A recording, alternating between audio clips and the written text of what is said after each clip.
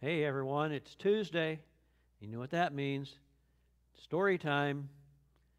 I have a real good story today about a mouse. So hope you'll listen carefully. I also wanted to say before I get to the story, in case you haven't heard, got really great news from the doctor yesterday. The new medication that I've been on since the end of February has been working, and my count's gone down to 0.2, which is really good. The doctor was very pleased. So I'm going to continue on the new medication and the hormone shots. He said, though, sorry, can't do much for your hot flashes. So if anybody has any suggestions about that, please let me know. All right. Also wanted to say, going to have to do some memory work for some of you young at heart people, encouraging others, because some of you told me that you forgot about the drive-by fish fry. That's your luck. I mean, sorry, but we had to eat the fish for you then. But just so you remember, put this on your calendar, put it in your phone, however you want to remember it, stick it on your refrigerator.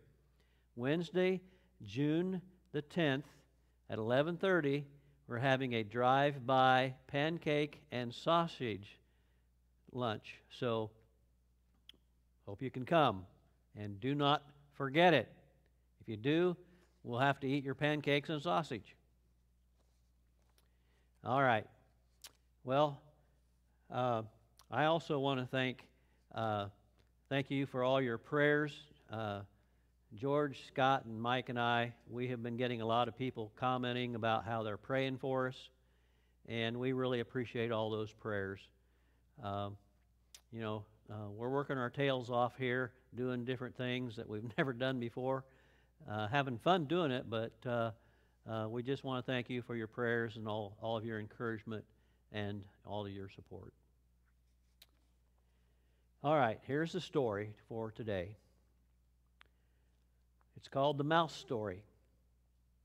A mouse looked through a crack in the wall to see the farmer and his wife opening a package. What food might be in it, he thought. He was devastated, however, to discover that it was a mouse trap. Retreating to the farmyard, the mouse proclaimed this warning. There's a mouse trap in the house. There's a mouse trap in the house.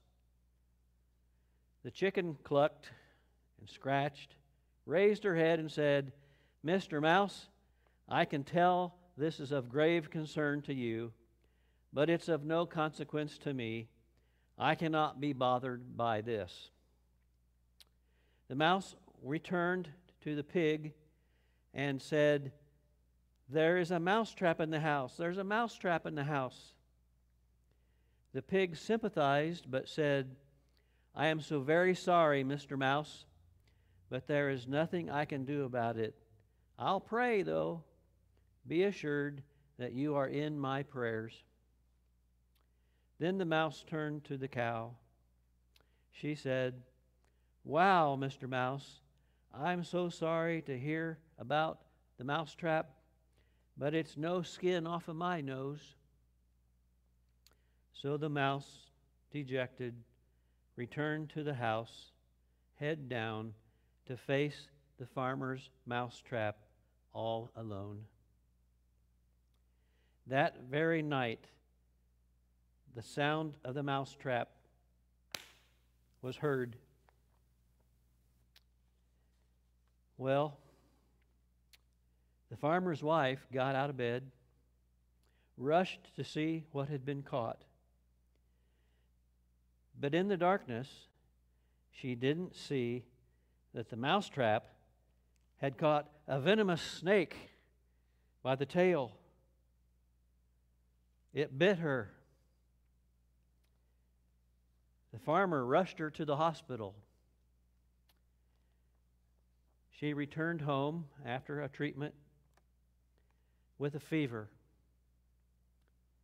Now, everyone knows how you treat a fever with chicken soup.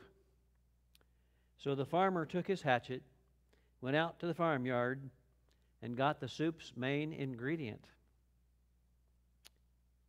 But his wife's sickness continued.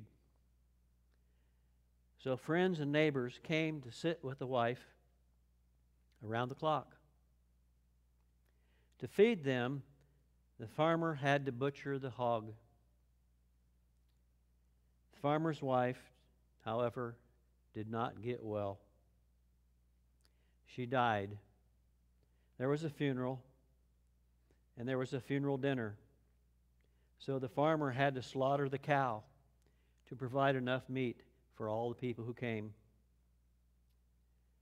So, the next time you hear that someone is facing a problem and you think that it doesn't concern you, remember that when the least of us is threatened, we all are at risk. We're all involved in this journey called life together. We must all keep an eye out for one another and be willing to make an extra effort to encourage one another. I thought this story was pretty good because of what we're going through now with all the quarantine and the COVID-19. I wanted to share 3 scriptures with you today.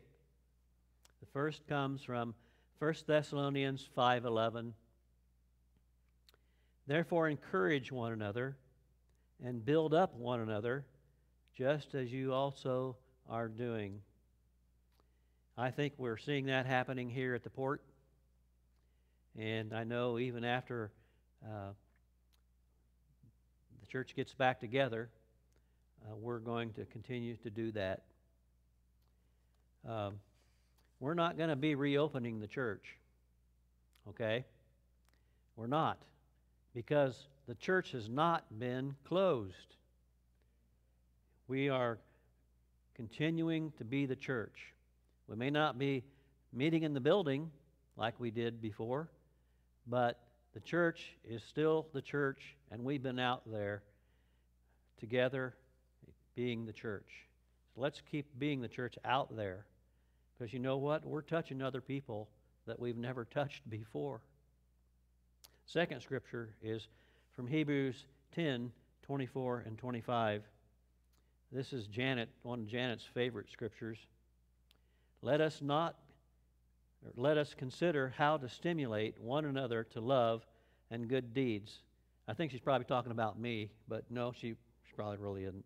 Let us consider how to stimulate one another to love and good deeds, not forsaking our own assembling together, as is the habit of some, but encourage one another, and all the more as you see the day drawing near. You know, we haven't been able to assemble together here lately, but it's not because we haven't wanted to. So one of these days, we'll be able to get back together, and that'll be really great.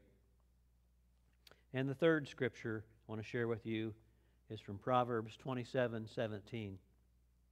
As iron sharpens iron, so one person sharpens another. The New American Standard says one man sharpens another. But I think we have seen through different things that are going on here that we have the ladies' Bible study on Wednesday mornings that Janet is doing. Ladies are sharpening each other. The youth are sharpening each other through the things that they're doing with George and Scott. So I think we can safely say that iron sharpens iron like people sharpen people. Well, keep up the good work, church. And just remember, we really do need each other. So give a phone call, a text message, a shout out to somebody this week and encourage them. For all you young at heart, don't forget, June 10th is our pancake and sausage drive-by.